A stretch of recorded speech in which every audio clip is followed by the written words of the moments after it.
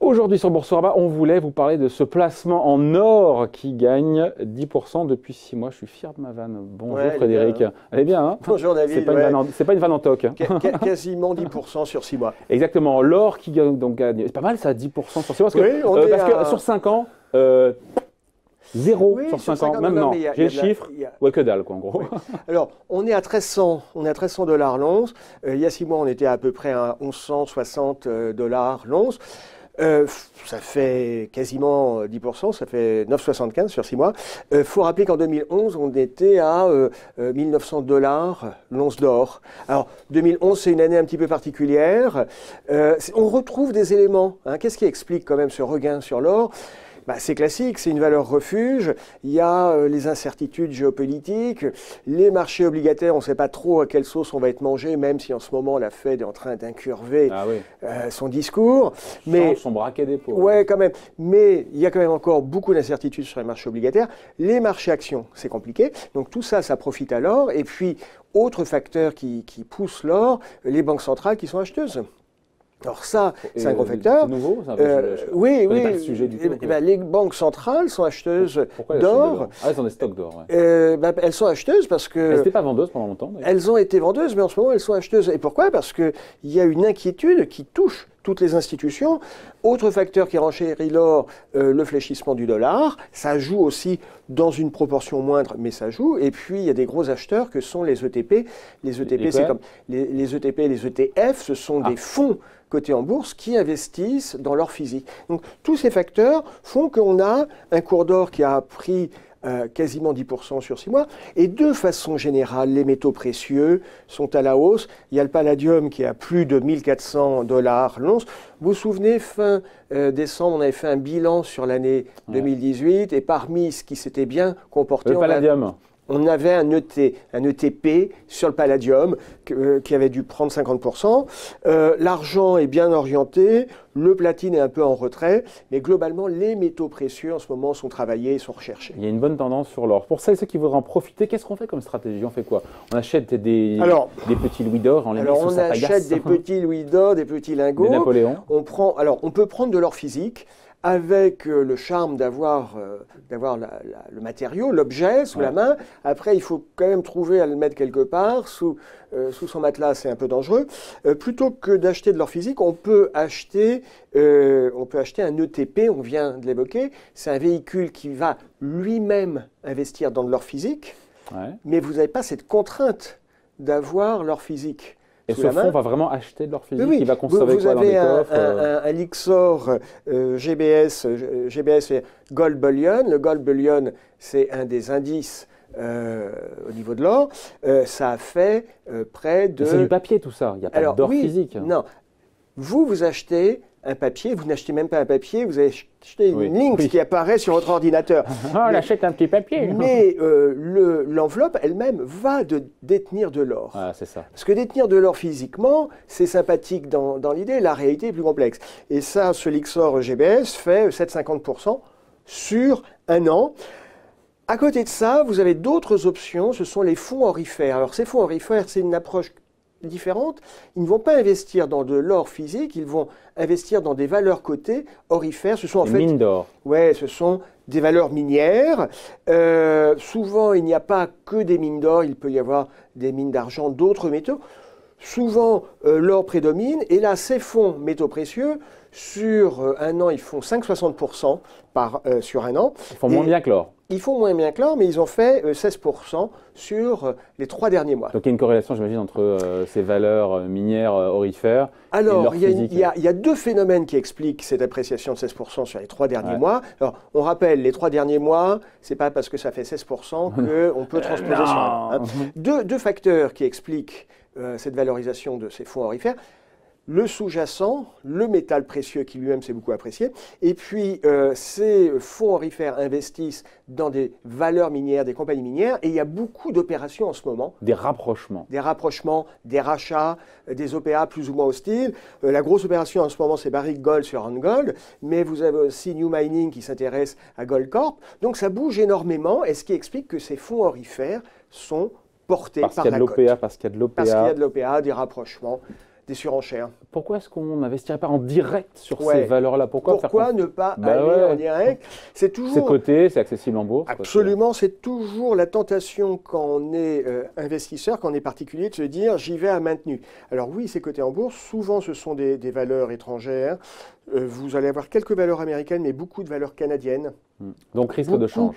De valeurs australiennes, donc il y a un risque de devise qui est important, ce sont des valeurs qui sont loin. Et si on prend une des plus belles qui est Barrick Gold, c'est vrai que sur 6 mois, ça fait 25%. Waouh! C'est bien, hein? Yes! Year to date, depuis le début de l'année, ça fait moins 7%. Ça veut dire quoi? Hyper volatile. Ça veut dire que c'est quand même très volatile, vous allez cumuler les risques en allant directement, pourquoi pas? Mais on peut le faire, mais à titre marginal, vous allez avoir et le problème de la devise et la volatilité. Donc vous préconisez, j'ai bien compris, de faire confiance à des pros de la gestion qui, pour le coup, parce qu'il y a des fonds, il y en a combien des fonds d'investissement? En France, il y en a une cinquantaine. Des fonds qui jouent les métaux précieux, il y en a une cinquantaine. Mais moi, je n'ai rien contre l'investissement. Je n'ai rien contre l'investissement, juste pour réagir à ce que vous dites. Je n'ai rien sur l'investissement en direct pour les particuliers. Maintenant, l'investissement en direct, c'est à vos risques et périls. C'est à vos risques et périls. Il faut avoir du temps pour développer de l'expertise. Donc, si vous n'avez pas le temps de suivre toutes les semaines, à minima, 2 ou 3 fois par mois, votre portefeuille de valeurs, vous prenez un gros risque. Mais c'est bien de le faire sur une petite part de son portefeuille pour, entre guillemets, se faire plaisir. Mais pas sur la majorité de votre actif financier, parce que là, vous prenez un gros risque. Oui, sachant que, encore une fois, l'or, c'est de la diversification, c'est de la décorrélation, comme on dit. C'est quoi, c'est 10% du portefeuille, non? C'est ça? Ça me semble être un gros maximum, à mon avis, d'avoir 10%. Alors, il y a en France une cinquantaine de fonds avec des gérants derrière qui vont choisir les bonnes valeurs, qui investissent surtout sur des actions de mines d'or, encore une fois, ou un petit peu aussi sur le... Non, l'essentiel vont sur des valeurs mobilières, donc sur des sociétés cotées en bourse. On a évoqué. Qui pourraient eux-mêmes mettre du gold, bullion, Lixor, je ne sais pas quoi, là, qui suit la performance. Ils pourraient mettre un petit peu aussi d'ailleurs. On peut, bien sûr. Ça peut être un moyen, quand vous êtes un gérant qui investisseur en actions, vous avez un problème de liquidité. Vous avez tous les jours des investisseurs qui rentrent et qui sortent. Et donc vous devez. Mieux vaut qu'il y en ait plus qui rentrent que ceux qui sortent. Mais il y en a tous les jours qui rentrent et qui sortent. Donc vous avez un problème de liquidité. Donc ce que vous faites, vous avez toujours une petite poche qui investit soit en cash, soit sur des choses qu'on appelle liquides. Et c'est vrai que quand vous êtes un gérant qui investissait en fonds, sur un fonds action, vous avez en portefeuille des actions, ça peut être plus ou moins facile pour vous d'acheter ou de sortir, de trouver du papier. Vous pouvez avoir une poche soit en cash, soit effectivement sur ces fameux ETP pour gérer votre liquidité. Mais pour un gérant, c'est marginal. Sur les 50 fonds, encore une fois, investis sur les mines d'or en France. Deux exemples. Le meilleur, la crème de la crème. Vous savez, je suis toujours réservé sur la crème de la crème parce que je vous pose la question, est-ce que c'est le meilleur sur 3 mois, sur 1 an, sur 3 ans? Dans la durée. Okay. Alors, plusieurs exemples. Le plus régulier, le plus performant dans la durée. Un fonds allemand, un DWS Gold and Precious Metal, qui fait... DWS, c'est Deutsche Bank. Voilà. Qui fait 6,40% par an sur 3 ans. 6,40% par an sur 3 ans. Alors on va me dire, est-ce qu'il n'y a pas mieux? Oui, il y a mieux. Vous avez un Baker Steel Gold Fund, qui est un fonds étranger qui fait 15% par an sur 3 ans. Alors ça, vous allez me dire, mais c'est mieux. Sauf qu'il a fait l'essentiel de sa performance en 2016. Ça veut dire quoi? Ça veut dire que là encore, on a une classe d'actifs qui est très volatile. C'est-à-dire que les mecs ne sont pas foutus de faire deux belles années consécutives. Il y a des mecs qui sont bons sur un an, des gérants qui sont bons sur quelques mois et qui après vont se louper. C'est pas le gérant tout seul. Le gérant, il a sa valeur ajoutée. Vous le savez comme moi, c'est ce qu'on appelle l'alpha, et puis il y a le bêta, c'est-à-dire il y a le marché. Et alors, ce Baker Steel, il fait 15% par an sur 3 ans, c'est séduisant. En 2018, il a fait moins 6%. Le bouillon. Sur 10 ans, quand même, et là, ça devient intéressant, sur un cycle long, sur 10 ans, il fait plus de 7% par an. Donc ça peut être des choses qui se regardent. C'est pas facile. Une fois qu'on dit tout ça, entre les 3 qu'on a donnés, la Baker Steel, DWS, comment on fait pour choisir et puis le Lixor. Ouais, comment on fait pour choisir? Je crois que on les prend tous, c'est ça? Non, vous les prenez pas fans. Non, vous les prenez pas tous. Je crois que la vraie question que vous devez vous poser, c'est quoi votre horizon? Si vous avez un horizon long, vous pouvez aller sur les actions. Si votre horizon est court, vous êtes sur une approche tactique. Mon horizon, c'est 6 mois, c'est 2 ans. Vous allez être tactique. On ne va pas sur les actions. Et c'est ce qui fait que dans un cas, on va être pas sur de l'or physique, mais sur un support de type ETP qui réplique l'or, et ça va être très tactique. Et puis, si on a le temps, on a 5 ans 10 ans devant soi, on peut aller sur les actions. Ça, c'est vrai sur l'or, les fonds aurifères, mais de manière générale, pour ceux qui nous écoutent, qui veulent investir sur les marchés actions, il y a une vraie problématique d'horizon. Ouais. Parce qu'il y a de la volatilité. Bah, évidemment. Bah oui. Dernier conseil pour la route quand même, allez. Attention à garder la tête froide, c'est toujours la même question, ça vient d'avoir 6 mois pétulants, on voit bien qu'il y a de la volatilité. Sur un an, ce n'est pas nécessairement aussi... et 0 sur 5 ans, encore une fois. Vous l'avez dit, c'est un actif de diversification. Et puis, c'est un actif qui est très... C'est de la vraie diversification, parce que souvent on dit « je diversifie, je mets de l'action américaine avec de l'action européenne ». On dit c'est pas... On voit bien que ça se recorrèle. L'action américaine, l'action européenne, ça se recorrèle. Non, c'est un vrai actif de diversification. Mais attention, c'est un actif qui est sensible au dollar. Qui est sensible au dollar parce que pour deux raisons. L'or est un métal qui est sensible à l'évolution du dollar. On l'a évoqué tout à l'heure en début d'interview. Et puis deuxièmement... Pourquoi d'ailleurs Pourquoi c'est sensible? Tout simplement parce que les transactions sur l'or se font en dollars. Ouais. L'essentiel, la majorité... Donc quand le dollar monte, l'or baisse?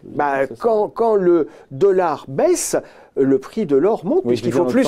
Voilà, l'effet dollar en ce moment, c'est quoi? C'est que la parité sur le dollar s'est contractée, donc du coup, il faut plus de dollars pour acheter un once d'or. Voilà, c'est ça l'impact positif. Donc, l'effet dollar, il est à deux niveaux. Il est sur l'or, ça impacte les valeurs minières, et puis ces valeurs minières sont souvent soit en dollars canadiens, soit en dollars australiens, qui elles-mêmes sont des devises qui vont être impactées par le dollar américain. Le double effet qui se coule. Merci donc pour ces explications, ces conseils signés Frédéric Lorenzini, fondateur du site N3D. Merci Fred. À bientôt. Bye. Tchuss.